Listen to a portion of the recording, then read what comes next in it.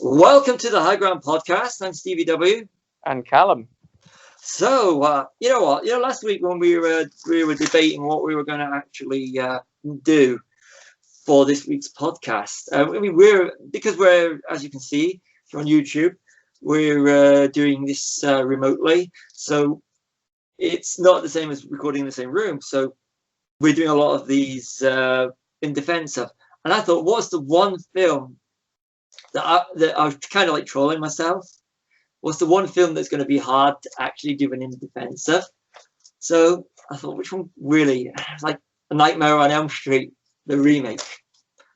I thought I wanted to, basically challenge. So when I suggested it to you, what was your first thought? Oh boy, did you pick a good challenge, because I did not write a lot down to defend this film. Okay, I have 4 pages of notes. This is going to be an interesting one. I really wanted something that we both. I don't want to go into slagging off territory, because that's not this podcast. But it's not a brilliant film, and I just thought it would be interesting to see if we can find any redemption in a film that we are not fans of, which is, to me, the heart of it, in defense of. And it's kind of funny because we've done podcasts on A Nightmare on Elm Street before. We did a commentary track for Nightmare 4, which I highly recommend you check out. I think it's one of our best. I think it is, yeah. I mean, I was able to remember I had notes from it. So I'm just going to go into a little bit of. We're looking at the Elm Street movies, yeah.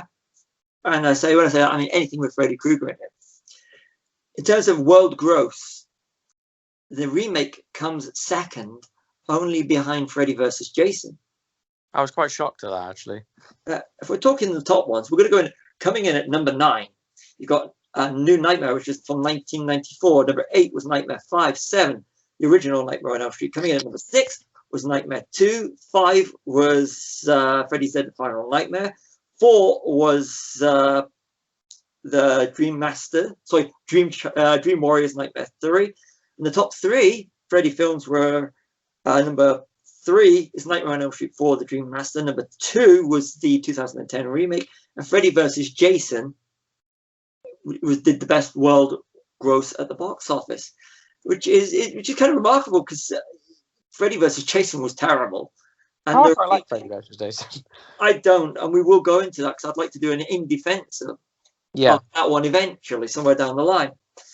And the remake comes in at number 2 in terms of box office performance. I mean, let me just I apologize for any clinking of paper, because if we look, where is my notes? This is where I go, where did I put my notes?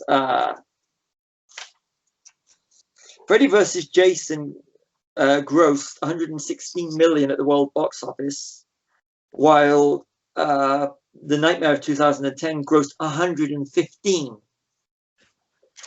I mean, prior 19 million.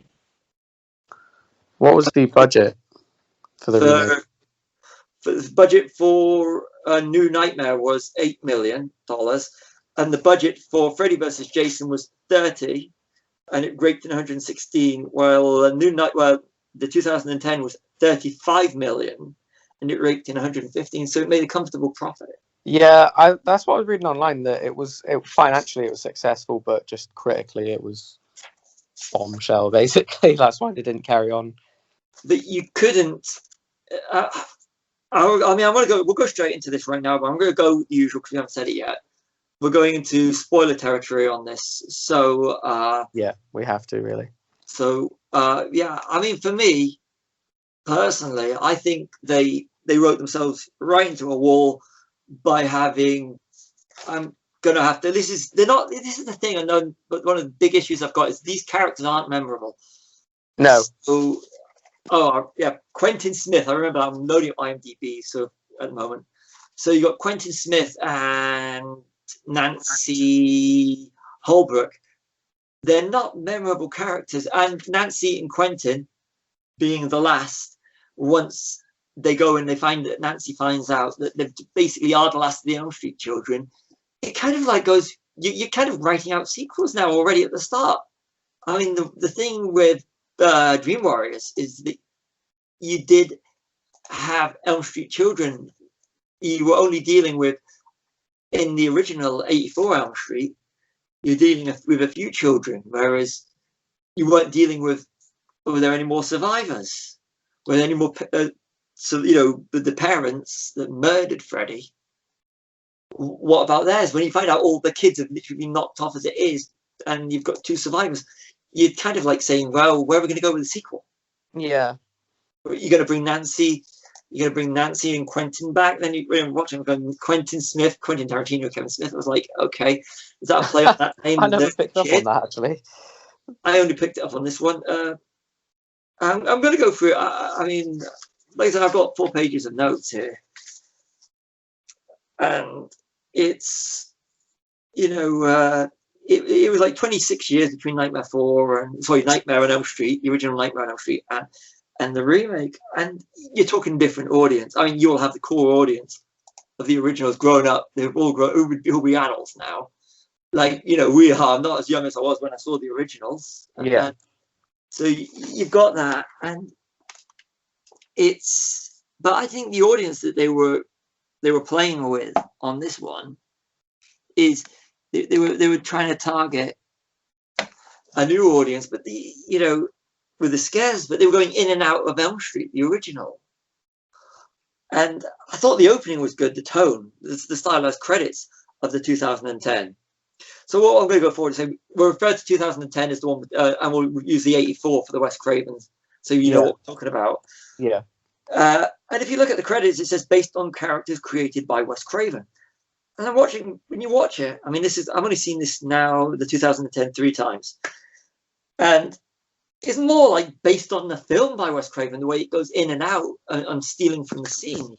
Yeah, it really evoked memories of the Psycho remake for me, where they've just taken the big, I mean, they literally take every set piece from the original and just place it at random moments in this one, don't they? It doesn't feel like an organic remake. No. And I'm going to go back to what our first thing is. You know, I always say, and I go back to this and one of the biggest ones was Mary Poppins Returns, where the MacGuffin is they've got it all along at the start of the film. I so telegraphed that, and that's one of the worst ones. And I'm going somewhere with this, with that. As soon as the stylized credits, which set a great tone for the film, you go straight into red and green color palette, and as soon as that goes bam, where in the Springwood Diner, as soon as the credits end, and I see that color palette, I'm thinking we're straight into the dream. I know where we are. There's no suspense. I know we're in the dream, and I wasn't even wrong. And okay, if you're new to the franchise, that might be a shock to you. But the highly stylized thing, and you're watching a film called The Nightmare on Elm Street, I don't know if to a younger teenage audience that might not be a giveaway, but to the older audience, which are the ones you really want to try and grab hold of, as well as a new audience, that's a giveaway, and you've already taken us out of the movie because we already know where we are. Yeah, I completely agree. One of the main problems for me in this film as well, along with that, is everyone's so unlikable, and it cripples every single slasher remake that's been made since the early 2000s. Like, all the main characters are assholes, and they all have big, huge houses and fancy sports cars, and you know, in the original 80s slashers, you could always relate to the characters, and there was always a funny one, there was always a clever one, you know, like they were stereotypical, but you liked them. You didn't want to see them die. You know, I mean, maybe you did because you wanted to see Tom Savini's effects, but you were actually genuinely cared about some of the characters. And I can't find a slasher remake where I think, oh, I'm glad that guy survived, or I hope that guy doesn't die. It's just, they're all interchangeable to me. I do completely agree. And even I'm a fan of the Friday the 13th remake. I thought that was a good painting by numbers redo. Yeah. But like you said about the characters, the victims are unlikable. Yeah. They are the rich kids. And I think, I mean, this is all down to you turning me back onto it. It was with the Halloween sequel, and how you actually care for the characters. Yeah. I say Halloween sequel, I mean 2018. Yeah, and making the killer scary again, like a monster. You know, even Freddy in this is still a bit. He seems like he's just imitating Robert Englund a lot of the time, doesn't he? I actually did like him as Freddy. I thought that was one of the points that I was going to defend. You know, he actually does play him a little differently, but you still just sort of imagining Robert Englund doing it, which is probably a problem that's going to be. It's like the Superman thing. I think you're never going to get someone that can play Freddy as well as Robert Englund. I've got no problem with Jackie Earle Haley's performance. No, I like I say, I didn't like the makeup. I didn't like his makeup. No, I had too much CG as well. Yeah, I'm gonna. There's a few. I think the character of Freddy is a product of his time, and the only way you can move forward is if you change the character. And I always said prior to its release that Nightmare on Elm Street was a property which you can't touch because times have changed since the 80s. And if going back to my mindset from when the film came out, I would have made the same mistake of making Freddy Krueger a paedophile over a child murderer. I have always said that was the one mistake. If I was a writer at that point in time, trying to resurrect the character, I would have made the character a paedophile over a child murderer. But then when you watch it, it doesn't work either. No, no, it really doesn't. And it makes his glove pointless. If he's just a paedophile over a child murderer, why does he have the weapon to kill? Yeah. That rendered it pointless. But it's a mistake that's not the writer's mistake. It's a mistake the writer's made. And as as someone who grew up being a big fan of horrors during the late 80s to mid 90s, I would have made the same mistake they made. I admit that. So I can't knock them for that mistake. But to make the character a monster, which he is, and still add the humor in, and you look at the evolution of the character from Nightmare to, say, Nightmare 4. You know, he goes from being a monster to being the way that the unintended audience for A Nightmare on Elm Street got younger, which is becoming the intended audience, the ones, especially in America, when the parents could take their kids. In the UK, where you either snuck into the cinema or you were lucky enough to have a cinema that would let you get in to see an 18 certificate, even though they obviously knew that you weren't 18. Thank God I had a cinema like that. And that's the beauty. And I'm not disrespecting my cinema. I was going to get to see that film, to see one of those films. Anyway, although ironically I was carded for the Nightmare on Elm Street, or Wes Craven's Nightmare, and I definitely was older than 15 at the time.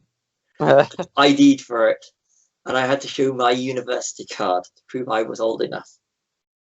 It's a compliment, really, though, isn't it? Yeah, that goes to show you from between, it was 94 Elm Street, Wes's Elm Street came out, wasn't it? What, a New Nightmare? Yeah. Yeah. So between 89 when I was ID'd, when I wasn't ID'd, to 94 for an 18, to 94 when I was ID'd for a 15. That shows how it all changes in that period of time. Yeah, true. Yeah. But going off subject about how the character changed, I mean, Freddy was, Nightmare, Wes Craven's Nightmare was done on a budget of, apologizes for the silence, while I'm going through this. Nightmare 4, and I'm just was made for a budget.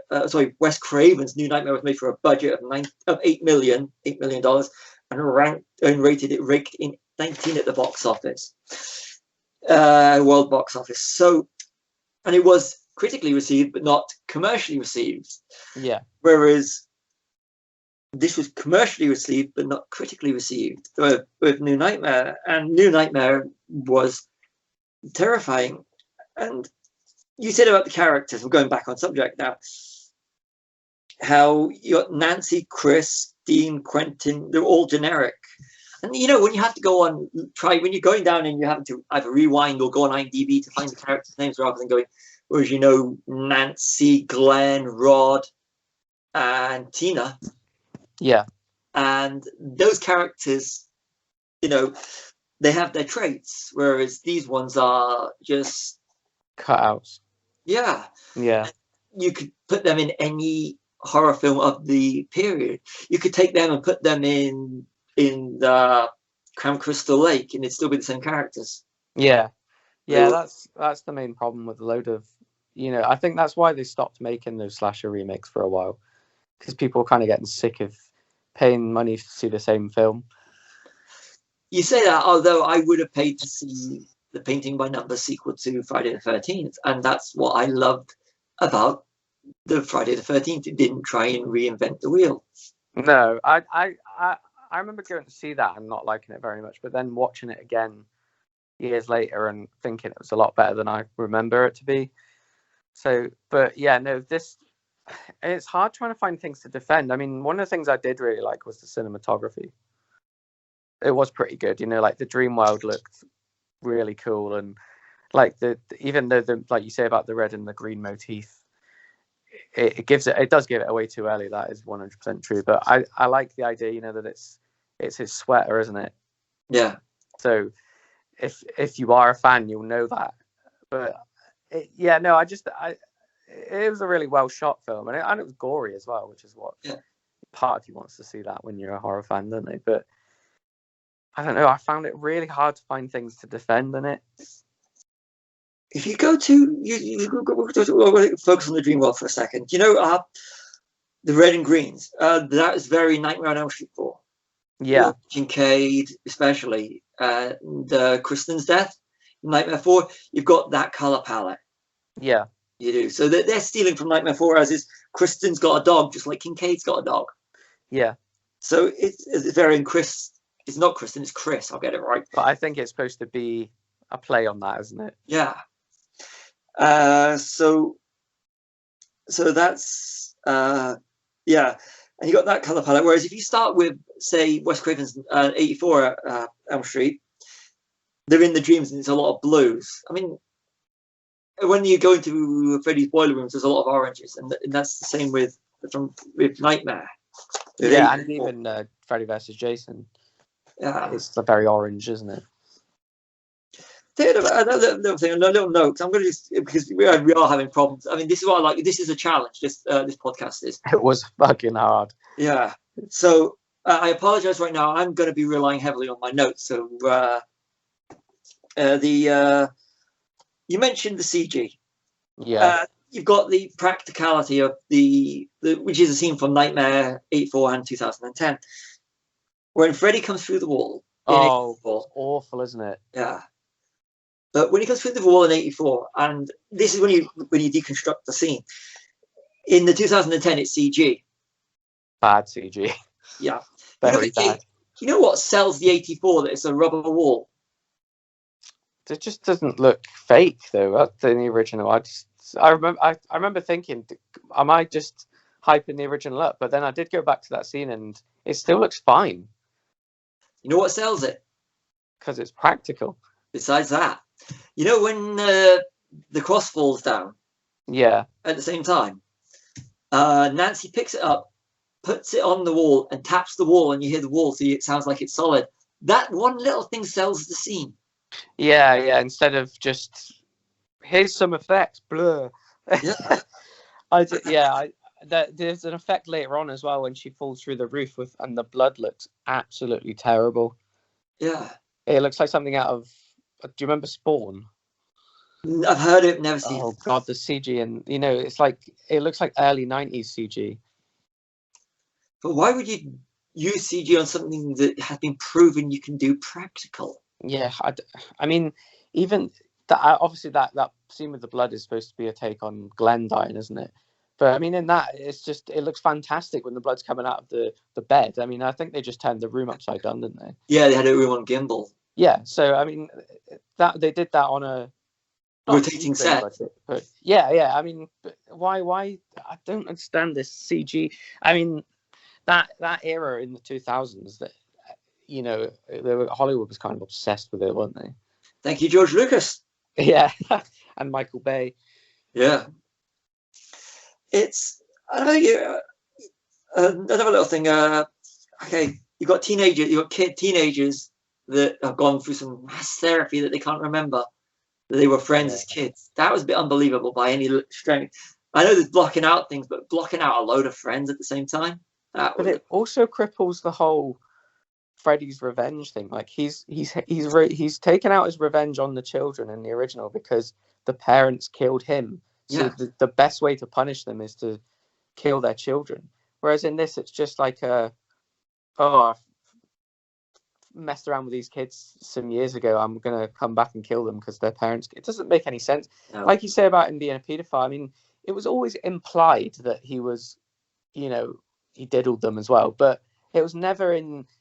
I always just thought of him as a child killer. Yeah, so did I. And yeah, I mean, like it was in the back of my mind, maybe like, did he touch him as well? But it never said yes or no either way. So in that way, the humor works as well because you do kind of end up being on Freddy's side by the end because he's funny. Yeah. And it's the humor that sells the series after the first two, maybe. But in this one, I can't really get behind black humor if it's a pedophile. Like, how do you find that? It's like the thing with Star Wars, isn't it? Making him a child killer. Yeah, that's how do you redeem like it? And they were going for some of the humor as well because he does come up with some one-liners. So how's this for a wet dream? Yeah, I couldn't laugh at play on Nightmare 4. Yeah, I just couldn't laugh at it because it just seemed, I don't know, a bit cringy. You either make him a pedophile without the humor, you take the character back to the roots. Yeah, the original. I mean, I did read that what they were going for with it was supposed to be a trilogy, and what they were going for was the whole Dark Knight thing, making it more gritty and realistic. But that means you don't include the one-liners. Yeah, you make him a full-on horrific guy. That would have worked better. Make him a monster, like what Danny McBride and co did with Halloween. Myers. Yeah. One thing that I noticed, regarding the characters, how do you show Quentin's a nerd, a geek, an outcast? You have him wearing a Joy Division t-shirt. I noticed that when I thought of you, actually. Yeah. It's, I was looking, you usually get them to where it's sort of like going, for me, that was like going, we can have a Joy Division t-shirt, but we're not going to go with the unknown pleasures. We're going to go with the one that makes him look like he's an intellectual one. We're going to use Closer.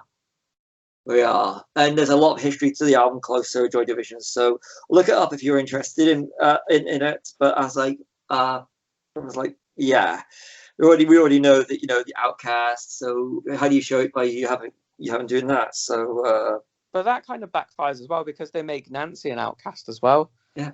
They make her like this sort of weird, almost goth chick, don't they? And like Nancy in the original was just a normal girl. Like she was in like the same group everyone else was. Whereas, they all seem to treat her like shit in this film, apart from Quentin. And she doesn't need to be that, like the virgin final girl. She's fine as she was. She's strong in a different way. Like Jamie Lee Curtis in Halloween is like, she's the virgin or like one that has to come together and beat the evil. But Nancy, I always thought was more of she was just a normal girl that was dealing with it, or she wasn't like a nerdy virgin or anything like that. She was a different final girl. 84's Nancy was part of a group of 4. It was all friends. There was no hierarchy. They were 4 friends. Like Rod was a bit of an ass, wasn't he? But he wasn't. He was a bad boy. Yeah, you could still tell they were friends. When he died, she's still cut up, isn't she? Yeah, so if they weren't friends and it was just Tina's boyfriend, the one that was brought to the group, they wouldn't have gone to visit him in prison. No. So it's he's kind of a dick as well, isn't he, at the funeral scene? And that kind of when he comes into the room later with Tina's not Tina, fucking Chris, isn't it, in this one? Yeah. With the blood all over him. I actually would think he'd done it. Yeah. because he's such an ass. You know, I wouldn't be like, oh yeah, you're having the same dream as me. Yeah, that wouldn't be the first thing that came to my mind at all. I'd be like, 911, please. Yeah. You know, we've got time to. I mean, what's the character's name? What's the? So this is again. These are all. Is it Jesse? Is it? The one Thomas Dekker plays? Is that no? Jesse was the bad guy. It was the Rod character, isn't he? Yeah. Yeah. Sorry, I'm so useless with this. I'm trying to remember which one's which because they look too. When you go on the IMDb page for this movie, you will see they all look interchangeable. They're shots. They do, and oh yeah, I've actually. So I say this and I've wrote it down. I've actually got it down on my notes. Chris equals Tina, Jesse equals Rod, Nancy equals Nancy, Quentin equals Glenn, and yeah, we get time to.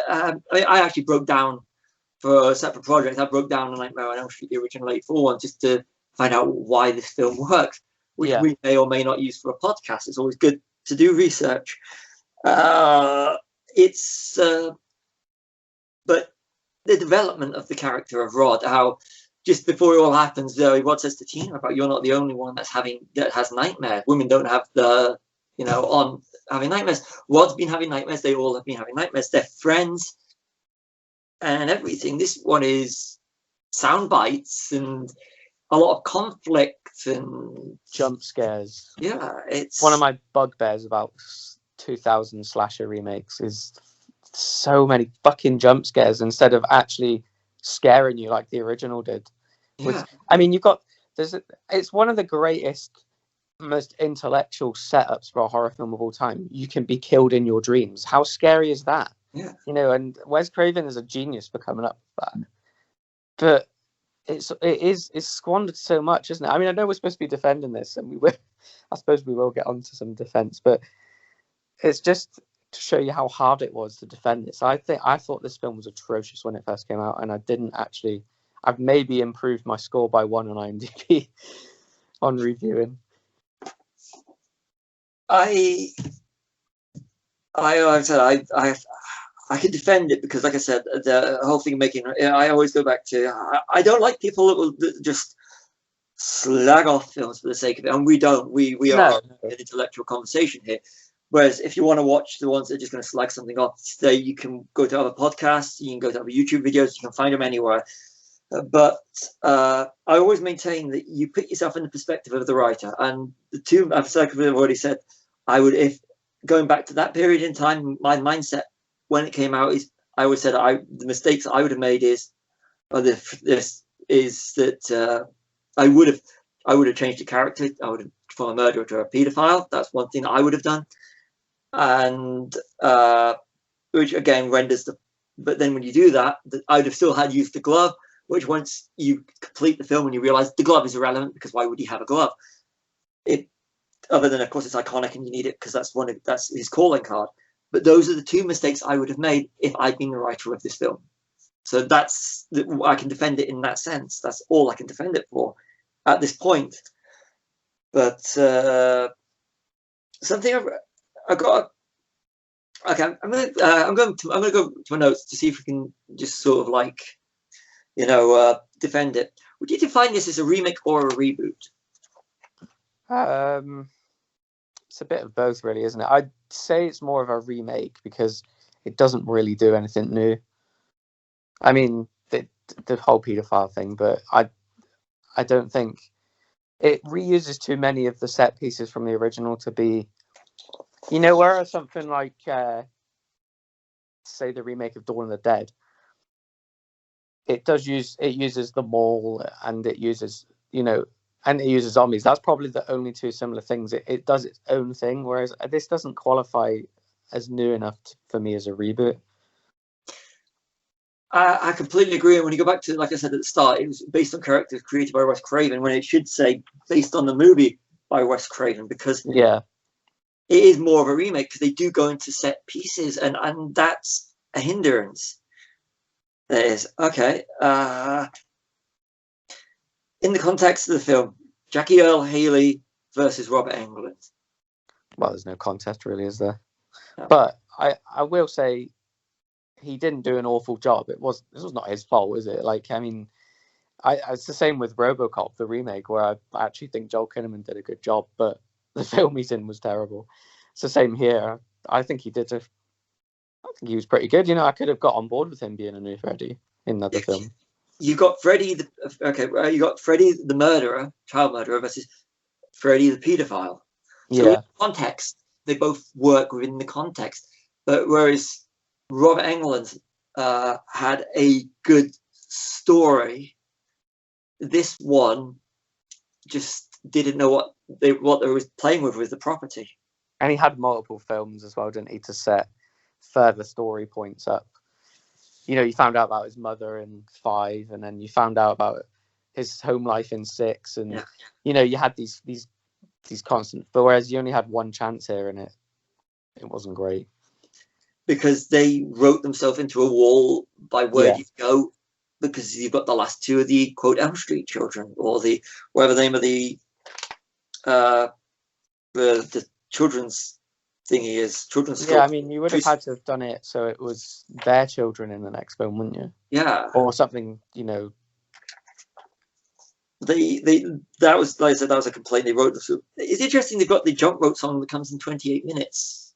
The what? Sorry. The jump rope song 1, 2. You got the kids. Oh yeah. That comes in 28 minutes when that's one of the key elements to the first one. So you leave it. That was quite late. It felt like they were jamming a lot of stuff in, didn't it? Yeah.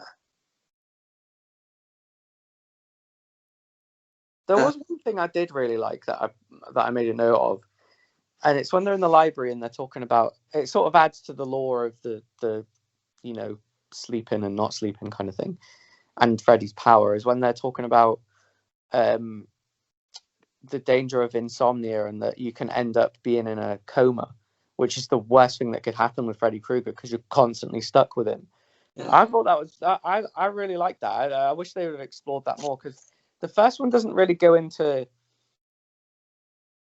massive detail about the rules of the dream world and all that and what can and can't happen. We were just kind of like, you find out gradually that you can pull him into the real world and that's it. Whereas I like the idea of them sort of exploring, you know, it's not just dying that's scary. It's like it's going into a coma, which would be even worse. And the idea of when he kills, I think it's when he kills Jesse, and he says the brain stays alive for 7 minutes. You've got 6 more minutes. I really liked. I thought that was good. Really good. Like, how scary is that? You're dead, but you're still stuck with him for 6 minutes. Yeah, and he can do whatever he wants. I completely agree with you on that. That was something that worked absolutely perfectly. Going back to the scene you were talking about, was it set in the bookstore? Yeah, which I think is a key scene. If you want to see a scene as to why this works, one of the why it can work, it is the scene. And the Quentin, you know, when she's got all the dream books about dreams. If you look at, you know, I was looking at the books that they have on the desk on the table, and you got dream books, and they talk about the Pied Piper. That scene there is the exposition scene that Glenn and Nancy have on the bridge in the '84 movie. Yeah.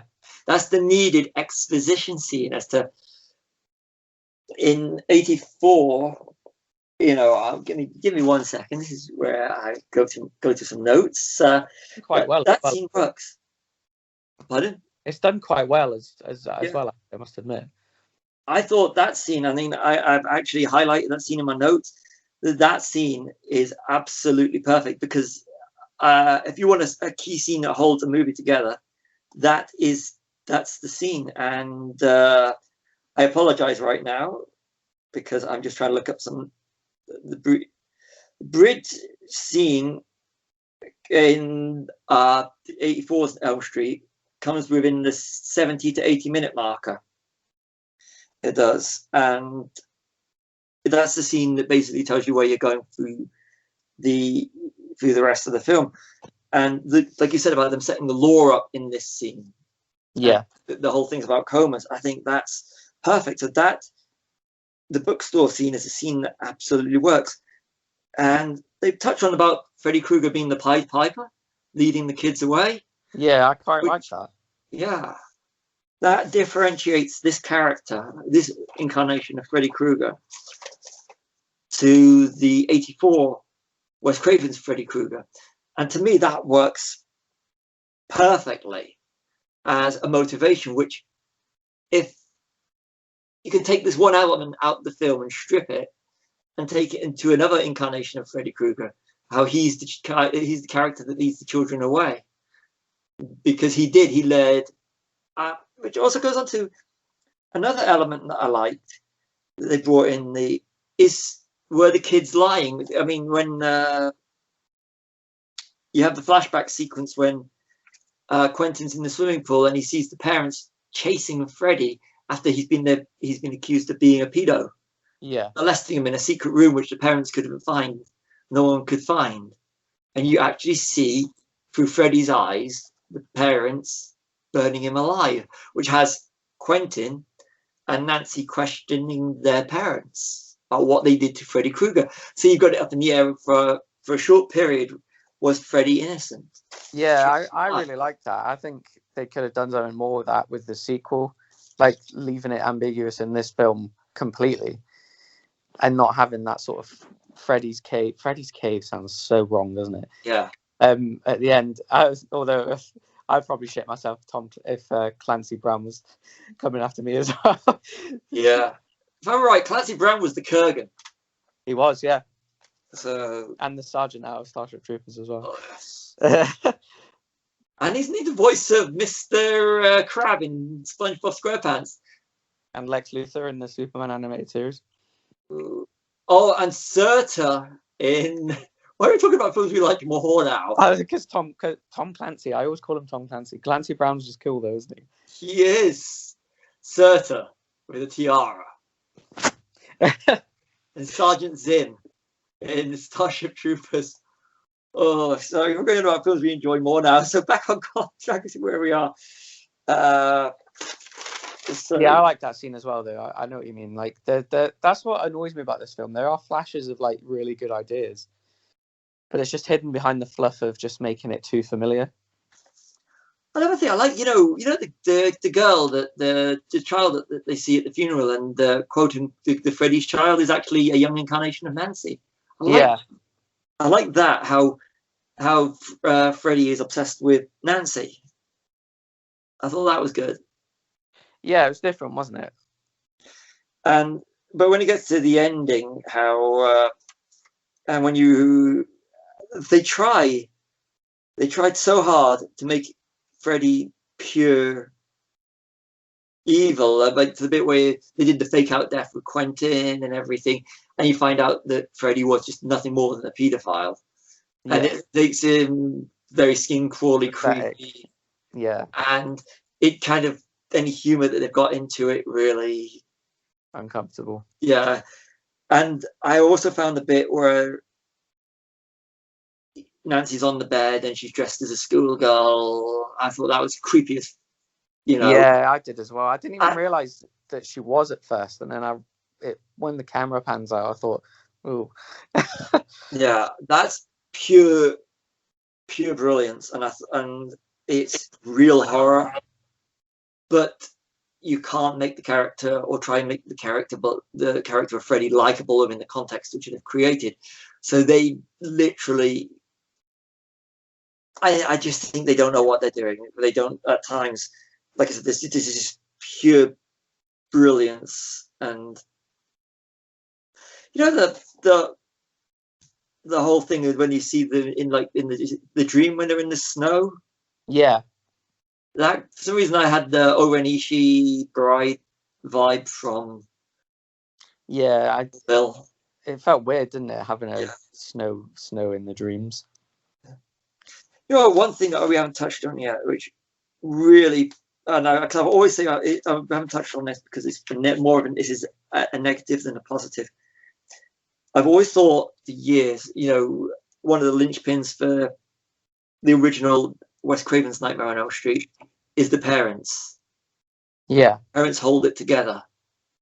I mean, John Saxon. I'm going to go pull the list up so that I don't miss anyone out.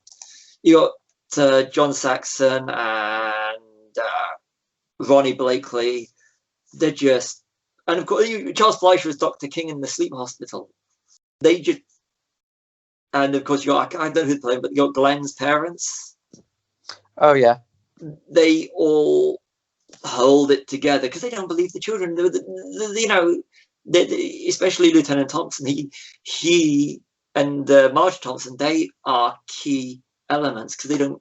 They've got a secret which Nancy doesn't know until they reveal it. And the way she goes, you know, Marge Thompson says Freddie can't kill you because mummy and daddy killed him. That the way she said it, she's an alcoholic and there's the trauma and everything. That works perfectly. Where these parents are barely in this one. Oh yeah, they're just there to serve a purpose. On it. The only one that really has any screen time is Clancy Brown, isn't it? Yeah. But I think that's only because he's the principal of the school, isn't he? Yeah, it is. And the way this works is you need the parents. You need the parents there to be on non-believers because they know that Freddie can't kill them because they killed Freddie. Yeah. It's just dreams, and that's why it works. It just doesn't work in this. But again, that's, you know, if they took time to dissect what works in A Nightmare on Elm Street rather than saying we need to film, we're going to do what's contemporary, we're going to do what all the other horror films are doing, because Freddy is a separate entity to all the other horror films. Yeah. You can't compare Freddy to anything else that's going time. You can't rope him into your standard horror film to make money. You need to be a little bit more intellectual with the character. Yeah, I mean, Nightmare was always like a more cerebral.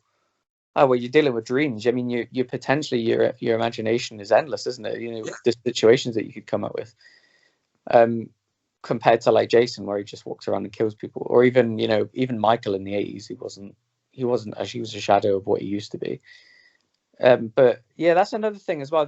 They don't really take the dream thing that far in this film. It's either the boiler room or just the room they're already in sleeping in, and it's never like they never take it as far as like you go like Dream Warriors or fourth one as well. Like some of the forms that Freddy takes are really imaginative and cool and disgusting sometimes. Especially the bug one, and they just don't go far with it in this. It's just him walking around saying things that he thinks are funny.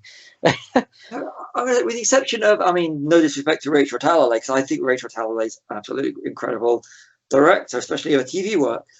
But you look at the first 5 Nightmare movies, you're rooting for the heroine or the hero. Yeah. Freddy's the villain. Whereas Freddy's Dead Final Nightmare and the remake and Freddy vs. Jason, you're just there just to watch them being off because you don't like the characters. It's not that you don't like the characters; they're too one-dimensional, and that's the problem. Yeah.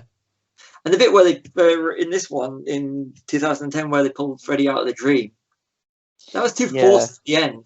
It was not. It was very forced. Yeah, but because like the original, sort of sets up the idea that you can either bring things into this world or you can be affected in this world by the dream. So it sort of slowly builds up the fact that maybe the only way to kill him is to bring him into our world. Whereas in this one, it was just kind of like, yep, here he comes. But when they bring him into this world, at the end, a cop says there's no sign of a body anywhere. Yeah. Which leads into the epilogue. And,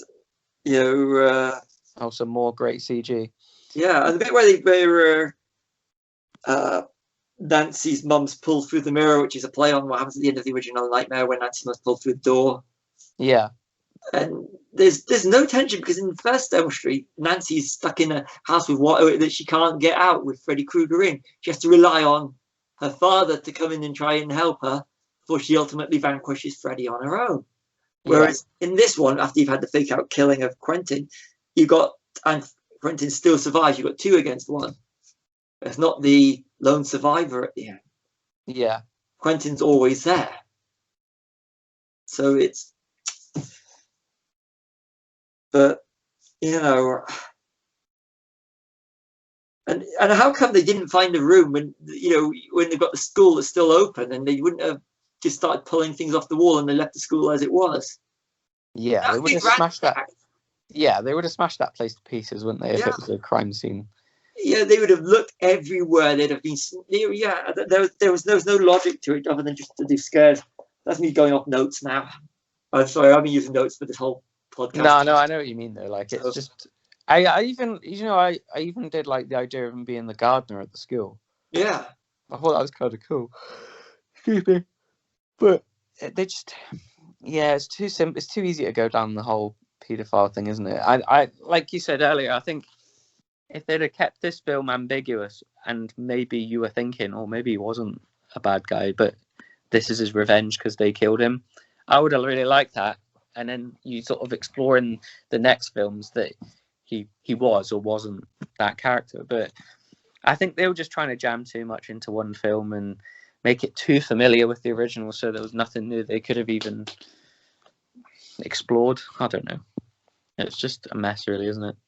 Yeah, I mean, yeah. I'm sorry that this is not like your traditional In Defense of. No, but it's hard, isn't it? Yeah. Yeah. They wrote them into the. As I said, they wrote themselves at the wall with having the last of the Elm Street children being there, so you got nowhere to go. Yeah. And it was literally right from the start. There was, I mean, we're trying to do a positive slant on this. We are, and because, like I said, we don't like the whole negative. We're going to just slag off this film because it's and that's the heart of In Defense of, is to defend said properties and properties that we're going to have a bit of fun with. I mean, the strokes of genius, but ultimately, it's by trying to be too much like the type of horror movies they were making at the time. They are, and appealing to an audience. I mean, I can't even say it's the MTV audience because that's Nightmare on Elm Street 4. Yeah. There is no MTV audience now. It's, I suppose you could argue it's the streaming service audience where you have to, which is now, I mean, we're talking about a really interesting period. We're talking where, when this film was released. But there's no, yeah, it's an interesting product of its time that ultimately, yeah, that's it. It's just an interesting product. It's the best I can say. I mean, I'd like to think that if you want the right way you're watching, feel free to comment on on our Instagram page if you're watching it, because I know at the moment on YouTube we disable the comments because there's too many trolls on YouTube. But feel free to comment on the Instagram page or one of our pages or one of our podcast pages to what you think and I'd love to hear on this one. But there's got to be someone out there that likes the film and thinks is equal, if not better, to Wes Craven's originals. I mean, I'm going to ask you one question. If you were to compare Nightmare to any of, if you of the 9 Elm Street films with Freddy in, or if we're going to include Freddy versus Jason, where would you rank that? Well, the remake. I don't know. I'd probably ride the bottom. I think closely followed by Freddy's Dead. But yeah, I mean, I do at least think at least Robert Englund is in that film. It's just like you say, there are moments that's what's frustrating about it. There are moments like the whole thing of like expanding on the lore, and the cinematography is really, really good. I must admit that was done well. The editing's good. The pace is really good, and that it's gory as well. So there was stuff where I was like, oh, that's quite good. I like that, but it wasn't. I don't know. I didn't even really have fun either. It was kind of really sort of po-faced with a lot of it. So yeah, I'd probably say it's the bottom of the pile. I do agree with you. I really don't like Freddy versus Jason. I think with a little bit of color correction at the start and a little bit of editing, I'd love to see the original script. Yeah, just a little bit of quite a few incarnations apparently. Yeah, I'd love to see it. I'd love to see how they developed it. I really would. I think with a little bit of juggling around a little bit. Like I said, I think the key to this incarnation is the Pied Piper scene. Where that bit of exposition is perfection. What does give it a bit more clarity as well is I read on IMDb that it was originally a script for a sequel to 7. Ooh. but it was sort of stripped and made into something else completely, so it doesn't even resemble that. But I found that kind of interesting because, I mean, Seven's a film where it's so dingy and so grimy and so dirty, and there's no humor whatsoever in Seven, is there? No. And I kind of could have seen Freddy being a killer in Seven, if I'm honest, from this one. Yeah. That would have been an interesting take. But then again, there's sometimes when they do mess up is when they take scripts and they alter it just to fit. Yeah. But definitely, yeah. Hellraiser's a terrible series for that. I turned off after the second one on those ones because they were. I mean, most of the past 4, I think, or 3, maybe even 3. Yeah, it was basically just Miramax Dimension scripts that were original horror films, and then they changed it to have Pinhead in the last 20 minutes. Yeah. It kind of feels. That's what I think this remake kind of feels like. It feels like they were going for something original, and then they just sort of said, "Oh, just put Freddy in it. We'll do a remake." Because they do say Freddy was the house. New Line was the house that Freddy built. Yeah. So yeah, I mean, I really can't say anymore. We've done. I think it's been a fascinating podcast, and I hope that there are people out there that actually feel different to us, or actually, if you haven't watched it, and you just give it another watch, and I'm glad I watched it again. Yeah, I would always watch it if I was watching the series again. It's like Batman and Robin. You can't really leave that out. No. It's just it's the completion, isn't it? But yeah, no, it's not the worst remake ever made or the worst film ever made by any stretch of the imagination. It's just a bit meh. Yeah. And that's the cardinal sin for Freddy, isn't it? To be meh. Yeah, you want to walk out the cinema feeling more than that. Yeah. So I say that's it. This has been the High Ground Podcast in defense of A Nightmare on Elm Street 2010. I'm Stevie W. And Callum.